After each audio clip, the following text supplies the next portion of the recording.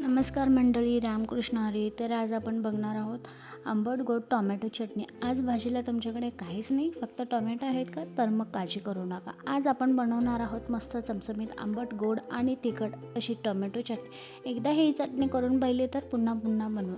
सर्वप्रथम कढईमध्ये तेल गरम करून त्यात मोहरी जिरे घाला. फोडणी तडतडली की बारीक चिरलेला कांदा घालून छान सोनेरी होईपर्यंत परतून घ्या. आता त्यामध्ये चिरलेले टोमॅटो घाला. त्यानंतर शेंगदाणा कूट, लाल तिखट, हळद आणि चवीनुसार मीठ आणि कोथिंबीर घालून सर्व साहित्य छान परतून घ्या. मग थोडंसं पाणी आणि साखर घालून एकजीव करा.